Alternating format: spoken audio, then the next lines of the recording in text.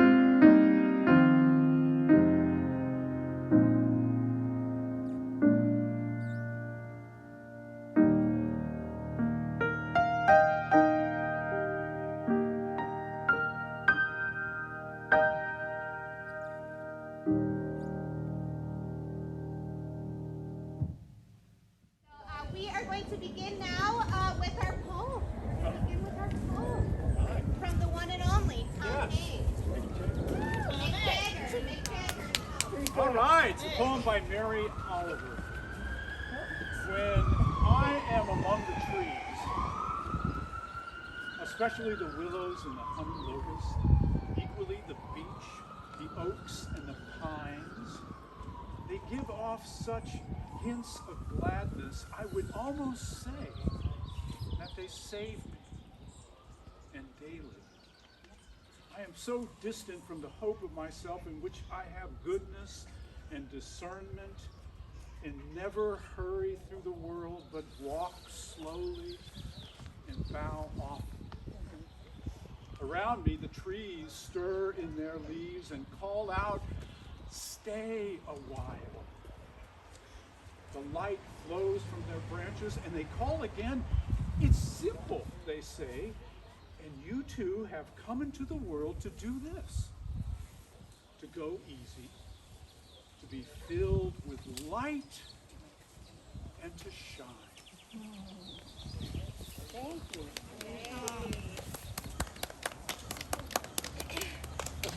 All right, we were going to have silent contemplation, but because it's raining, we're going to move on. Okay? So you can contemplate those words in your heart. They're in your bulletin, and you can take them home with you, so you can contemplate them then. Yes, Paula? So it's a matter that you acclimatized yourself to California, because this is not rain. This is the marine layer. Oh, this is the marine layer. Welcome to Marine Layer Church. That's what I should have said. So welcome. We're glad you're here. We're going to move on. David prepared a song for us today. It's one of my favorite hymns. It's actually, where's Pat Shank? It's from the hymnal Pat Shank, and it's beautiful. And David does a great job with it. I'm going to move out of this spot right here, and this is where you're going to come. Okay, all right. There you go. I'm surprised there wasn't an X down there. I know, right? Yeah. I just know. This paper's getting wet, so it's good timing. Okay, good. And it's good to see everybody again. And you. Praise God for this holy ground, the place and people, the sights and sounds. Hallelujah, hallelujah, hallelujah. God's goodness is eternal.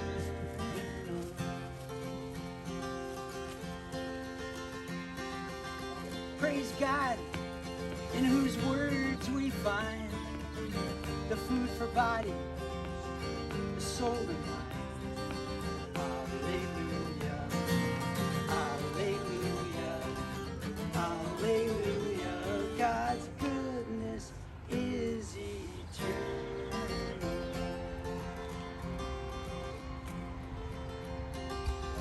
And praise God, who through Christ makes known that we're all loved and called God's own. Hallelujah, hallelujah, hallelujah. God's goodness is eternal.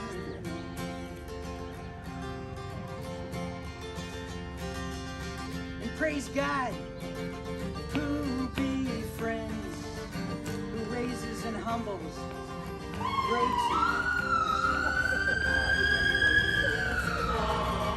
hallelujah, hallelujah. God's goodness is eternal.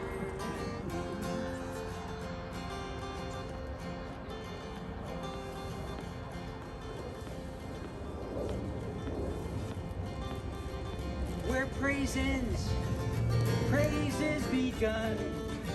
Where God's will is gladly done. Hallelujah, hallelujah, hallelujah. God's goodness is eternal. Amen. Since we're informal, I will tell you this. When I was in my 20s and I was in a band, there was like about 60 songs I knew in my head. I can't remember one. So I apologize for that, but that's old age. Can't remember one. They must have been really good.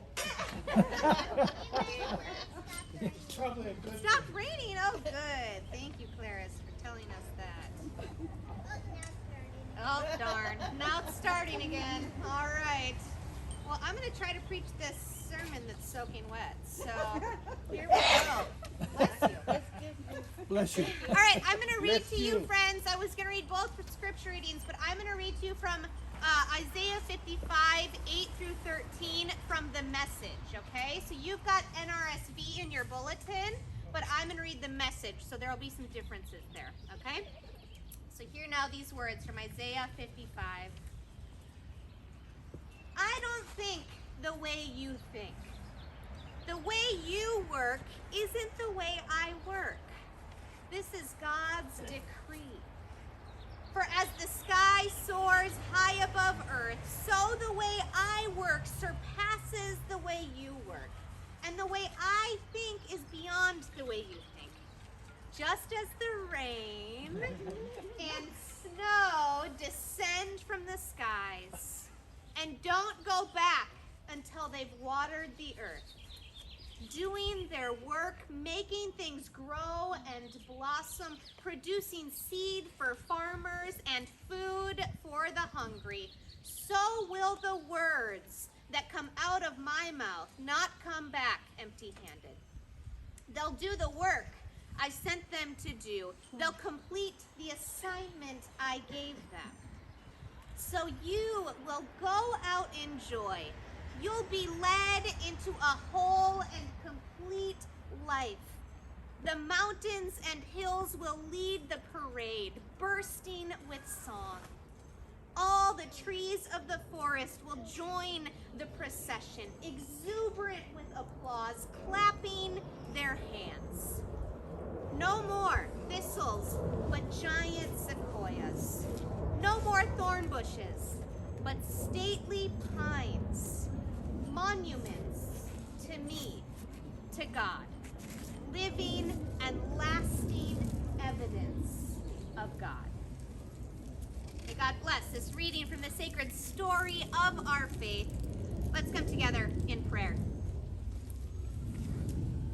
Oh, loving God, we give you thanks for this day. We give you thanks for these ancient words. May they speak fresh to us. And may we experience this marine layer, this rain, as your grace falling on all of us equally, right, in this place. And help us to know that you are present here with us. Amen. Amen. All right, so the beginning of my sermon is going to be a little funny, probably, because it's raining, but whatever. Okay, can you imagine what it would be like to worship in a place where you can hear the trees clap their hands, where you can feel the wind blow on your face, where you can feel all that the weather offers,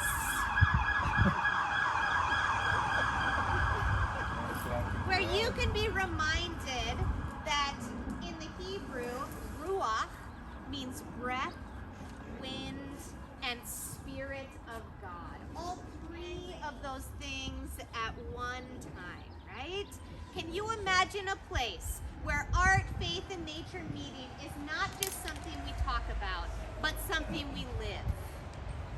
We live deeply each week. Beloveds, we don't have to imagine that kind of thing, right? Because we are here. We are here in this place. As much as we miss our sanctuary, right? As much as we miss it, especially today, as much as we miss it, we are not stuck inside a building that is deemed holy, no matter how much we love it. We are not stuck inside. We are let loose in the world just like Jesus was, acknowledging that all places are indeed holy. All places, right? Especially here, we are standing on holy ground. We are in a sanctuary, right? We are in God's sanctuary, a sanctuary without walls. How beautiful is that, right? Okay, well, there you go. Kids keep you humble, right? There you go. There are some walls, right? But they're natural walls. They're like trees and stuff like that, right? So our scripture reading for the First Park Church, you all, is a favorite of mine, and I know I say that about every scripture every week.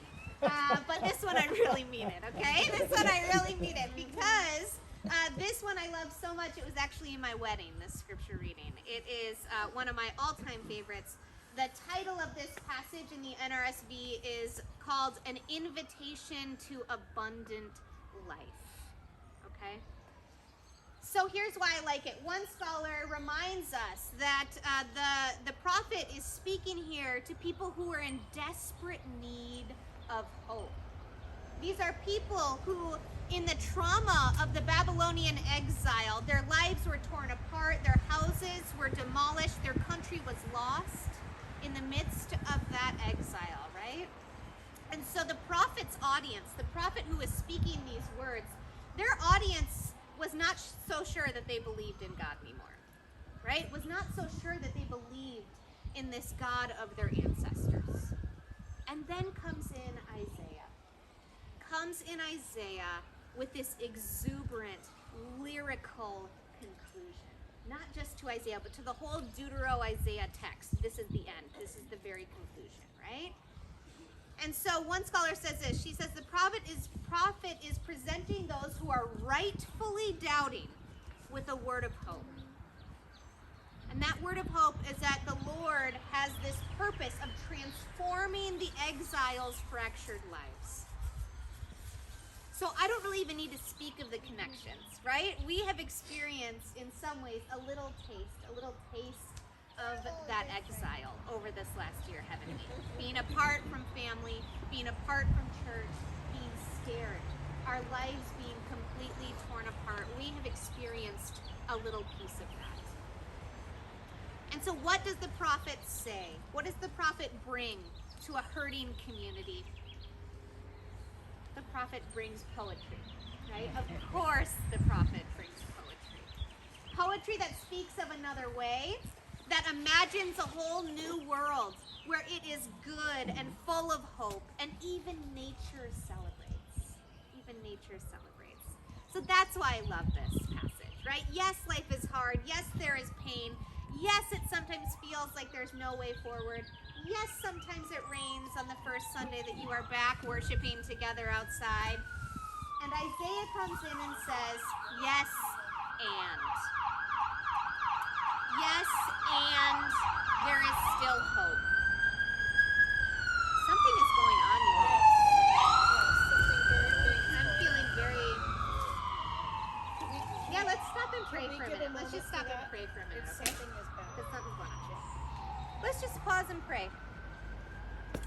Oh, loving God, we have no idea what's going on, but we hear the sounds of helpers going into a place that is an ambulance. Yep, helpers going in to help people who are hurting, who are in need of help. So we ask that your healing balm may cover whatever is happening in the world in this time, in our community in this time. We ask that you would be present in the midst of it, bringing your comfort, your support, your care into it. In your name we pray.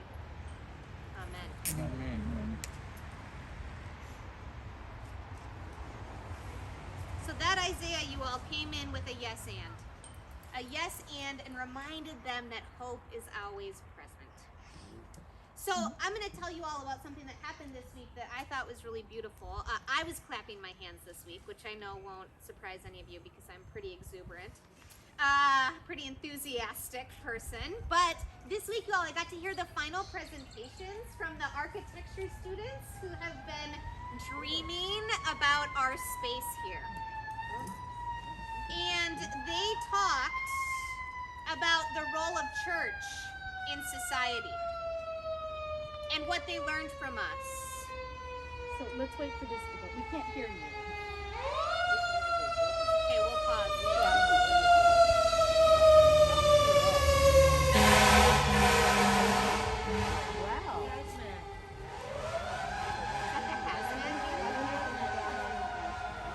It's a rescue. You don't have to rescue. Rescue? All right, every time the sirens go by you all, we're going to pause, and I want you all we'll just say a silent prayer as they go by, okay? That's what we're going to do.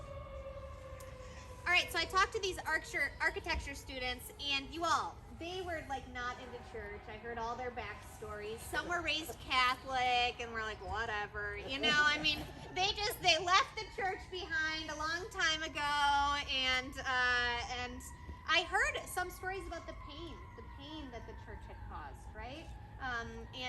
One woman shared about a family member who was LGBTQ and who had been harmed by the church, and so they were in some ways hesitant to participate in imagining church stuff, you know? But after we talked, they came back, and the whole goal of this class, it was called House of Worship, was this architecture class.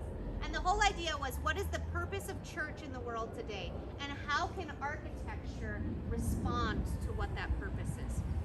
So they came back this week, and they talked about how the role of church in society is about service and refuge and never judgment. And then they talked about how green spaces are shrinking everywhere. They talked about how membership at churches is shrinking everywhere. They talked about how funding for arts in school is shrinking everywhere. And then they said, do you know what that means? That means this place, Westminster, is more needed and more important than ever. Right?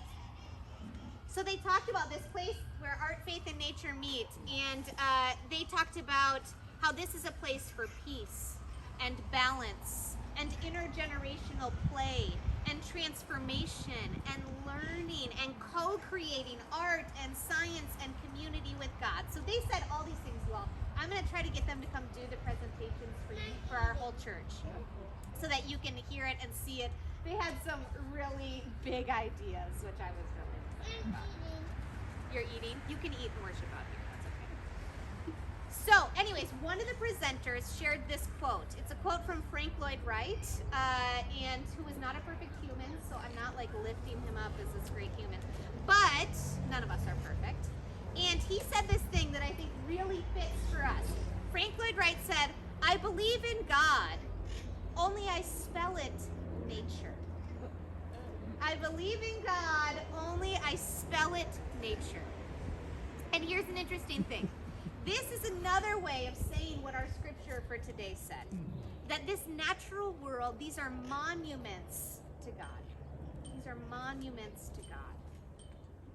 So what if these trees around us, what if everything we experience outside can be just like the sacraments? And in the church, we talk about the sacraments as visible signs of God's invisible grace. So what if everything around us, all these people here, all these trees, this natural world can be visible signs of God's invisible grace? I think that how we worship really impacts how we think about God. Do we only ever worship inside? What does that say about this whole natural world that God so loved? Do we only ever worship in one way? What does that say about the diversity of images of God that are present in Scripture, right?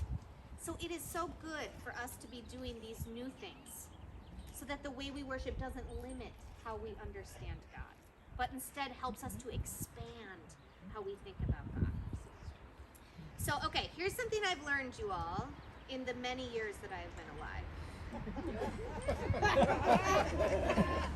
You wimp. Nice try. Rambo's nice try. Nice try. You're very well preserved. Very well preserved. I'm kidding, but here is something I've learned.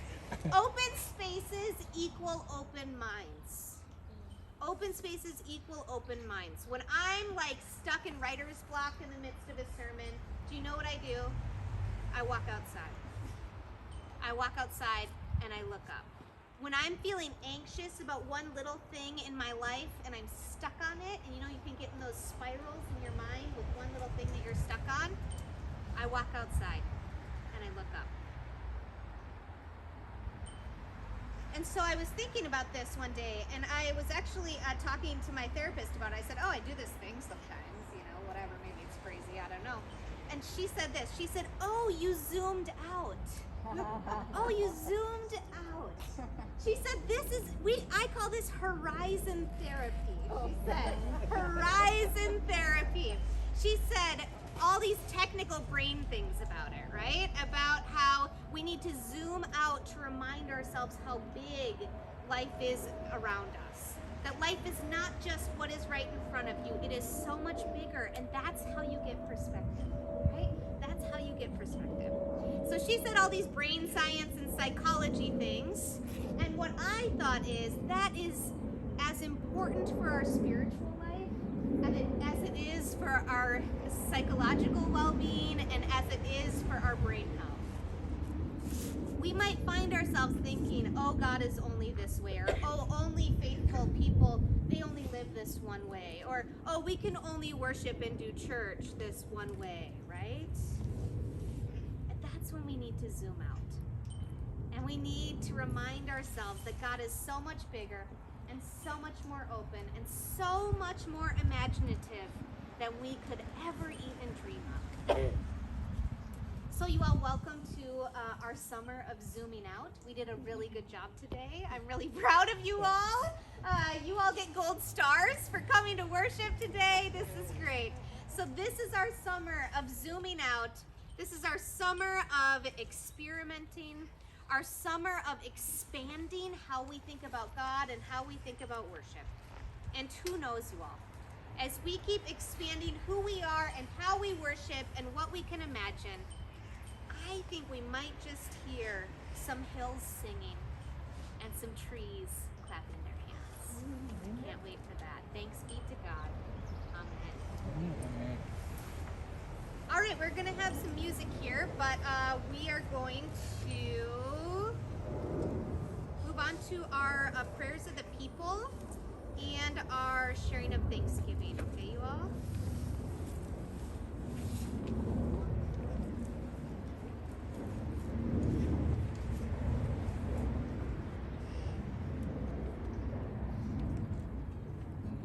You can play softly behind if you want to.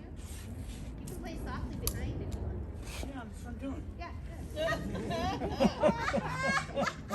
Too softly, I guess. I love it. All right, we're going to join together for our prayers, okay? Let's pray.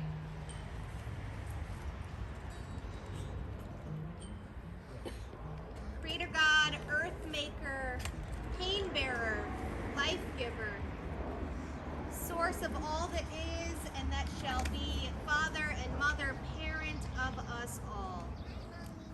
Okay. Thank you for guiding our lives, for ruling the world, and the knowledge of your great love and your great power. We bring before you our prayers for your community and for our world. After each prayer, we're going to say together, Lord, hear our prayer. Oh God, we ask that you guide the leaders of our world and give your wisdom to all who are making decisions. Lord, hear our prayer. We ask, oh God, that you send your peace on earth. Lord, hear our prayer. Prayers, oh God, for Carolyn, for David and Amy and the kiddos, for Deborah, for the entire Taxer family, for our community, for all who loved Michael. We pray as we grieve. Lord, hear our prayers. Prayers of gratitude for a successful move for Jean this past weekend. Lord, hear our prayers. Prayers for all those who are sick or undergoing treatment, especially for the beloved ones in our community who are struggling with cancer. Lord, hear our prayers. And prayers for the families and loved ones of all of those struggling with cancer right now. Lord, hear our prayers. Prayers for those living in poverty and prayers for those experiencing homelessness. Lord, hear our prayers. Oh God, give us all of your beloved ones, courage and compassion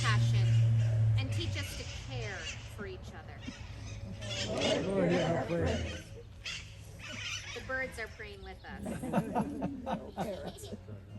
Was it the parrots? Yeah.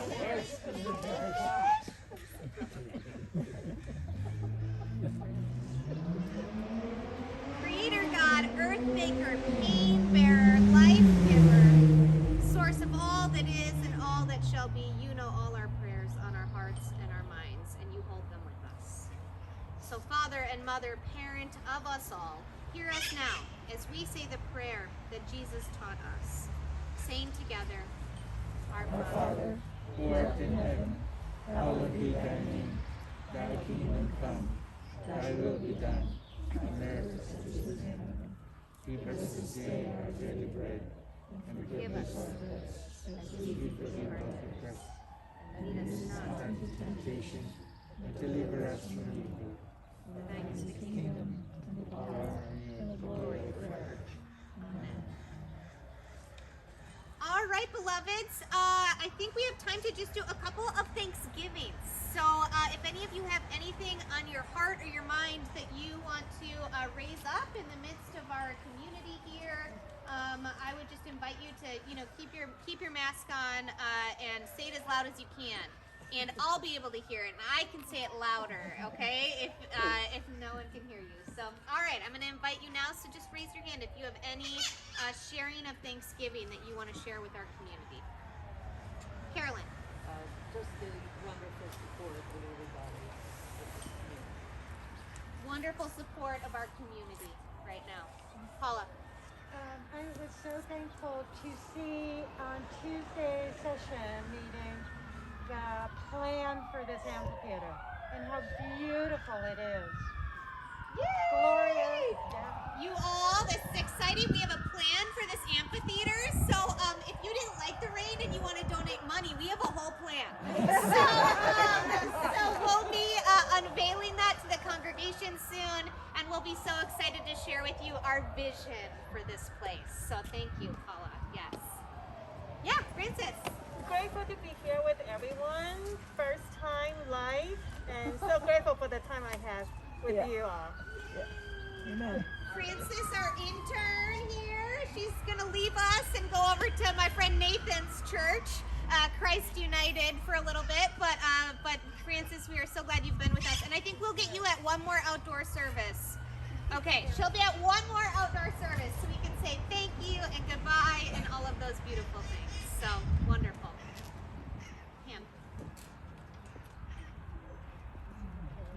I just want to thank this entire community for the tremendous love and care and concern and cards and food and visits. Jerry, as you can see, is doing very well. Look at this guy. God's grace. He has given us him for a while longer. So we just commend him to God every single day. And when things start changing, then, we go with that. But I just want to thank you all so very much because you have provided such wonderful comfort, prayers, everything. And please do not hesitate to call me. If you want to come by and visit, please call. We've had several of you do that, and it is totally welcome. Somebody said, oh, I'm afraid I'm going to bother you. No. Call me, and I'll get back to you if I don't answer right away, because Jerry loves to have the visitors, and I welcome any of you who want to do that. So just thanks, heartfelt thanks, and praise God. I'm worried about these sirens. Yeah, wait till it's done.